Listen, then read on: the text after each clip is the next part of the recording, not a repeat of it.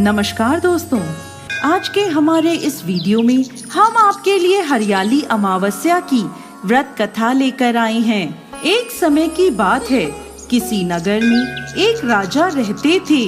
राजा के एक बेटा और बहू थे।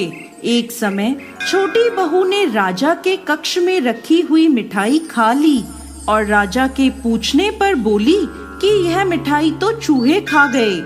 चूहों ने देखा कि इस छोटी रानी ने हमारा झूठा नाम लगाया है, इसका सच हम सबके सामने लाकर रहेंगे। कुछ दिनों बाद राजमहल में कुछ मेहमान आए। राजा ने उन्हें अतिथि कक्ष में ठहराया। चूहों ने सोचा यही सही समय है छोटी रानी का सच सबके सामने लाने का। रात्रि के समय चूहों ने छोटी रानी के कपड़े ले जाकर अतिथि के कमरे में रख दिए। सुबह हुई तो नौकरों ने देखा कि छोटी रानी के कपड़े अतिथि के कक्ष में रखे हैं। धीरे धीरे यह बात पूरे राजमहल में फैल गई। जब राजा को यह बात पता चली तो राजा ने छोटी रानी को महल से निकाल दिया। छोटी रानी हर रोज पीपल के पेड़ के नीचे एक दीपक जलाती थी और जवारे बोती थी। एक दिन जब राजा शिकार से लौट रहा था तो उसने रास्ते में देखा कि बाड़ी के पीपल के पेड़ के नीचे कुछ जगमगा रहा है। राजा ने अपने सैनिकों से कहा कि जाओ और उस पेड़ के ऊपर बैठकर देखो कि यहाँ क्या जादू हो रहा है। राजा के सैनिक गए और पीपल के पेड़ पर चढ़कर बैठ गए।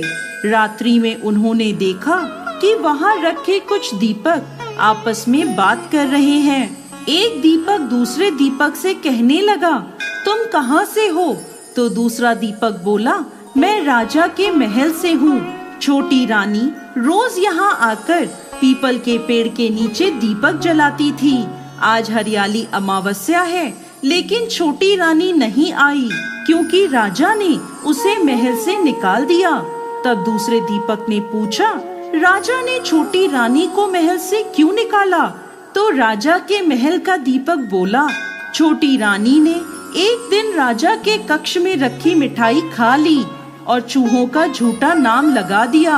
छोटी रानी के सच को सामने लाने के लिए चूहों ने रानी के कपड़े ले जाकर अतिथि के कक्ष में रख दिए और रानी पर इल्जाम लगा।